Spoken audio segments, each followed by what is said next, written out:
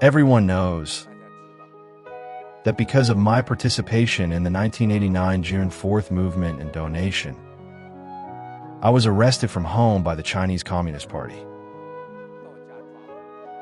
The first shot aimed at my wife and daughter, Guomei, was blocked by my younger brother, who was not yet 18 years old. He took 2 bullets. He was finally sent to the hospital of the Zhongyuan oil field, but the police forbade and denied his treatment. 2 days later, he bled to death.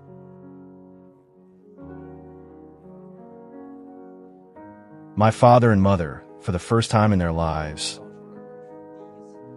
suffered from losing a son in their old age, a pain that I brought upon them.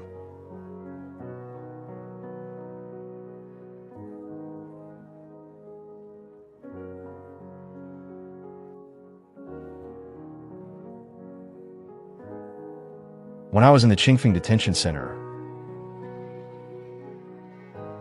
one night I heard someone crying outside, and it sounded so much like my mother.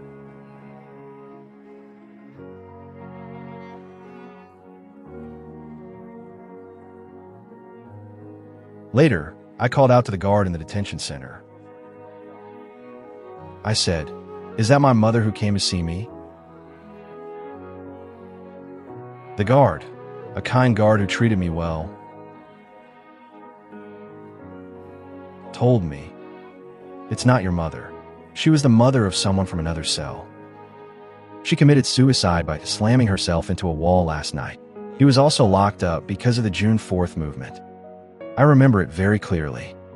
This gentleman's family name was Wang, Mr. Wang. He had no father.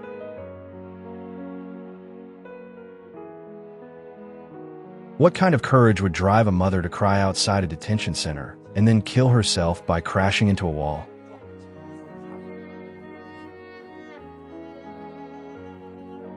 I began to worry about my own mother and father.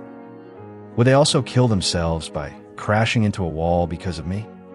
At that time, I didn't know that my younger brother had already passed away. After some time, a prosecutor interrogated me and even brought me food.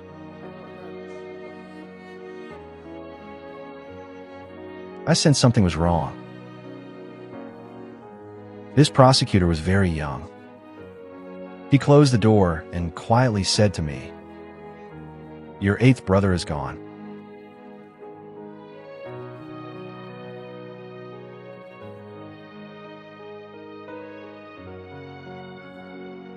I'm not sure if you can feel this, brothers and sisters. In a small interrogation room of just a few square meters, and having shackles on my hands and feet,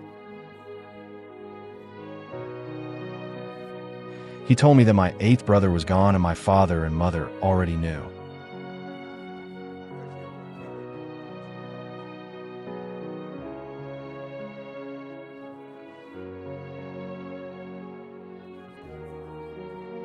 I was only 19 years old, and I was already the father of Guoqiang and Guomei.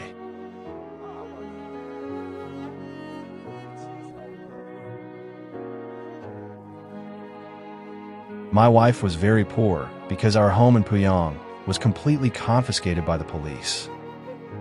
She returned to her hometown at Shicaoing village, Guqing town, Shandong province.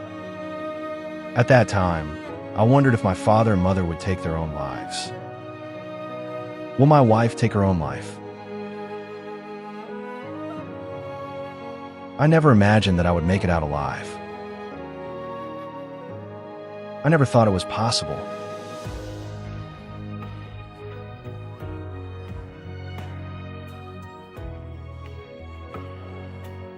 Back then, Yesterday, when I saw this light at the scene, I told Sister Tongping, it was just like back in the Qingfeng detention center, when we would look at the skylight above the prison cell.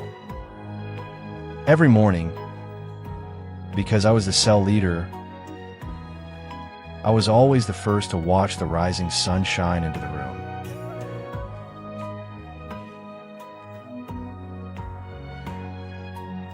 in the death row cells, especially for political prisoners, no one thought they would get out.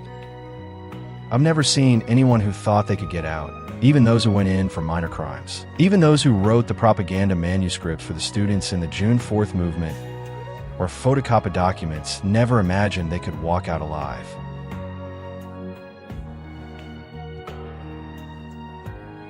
Brothers and sisters, do you know? When an individual receives a gunshot to the head and their skull explodes in front of you, no one isn't terrified or afraid the first time.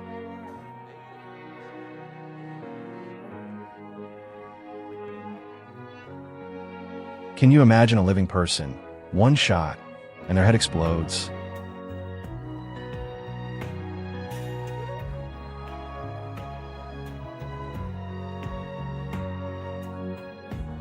I've seen dozens of them.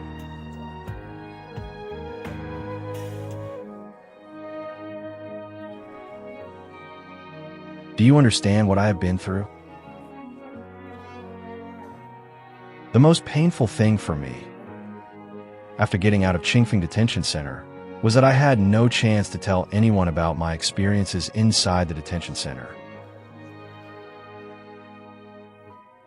I never talked to my wife, Guiqiang or Guomei.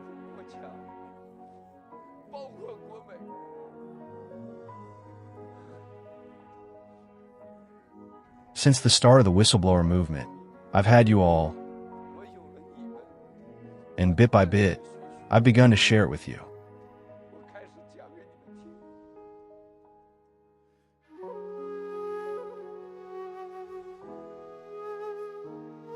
My mother never asked me about it, nor did my older brothers. The greatest kindness my family showed me was that not a single person blamed me.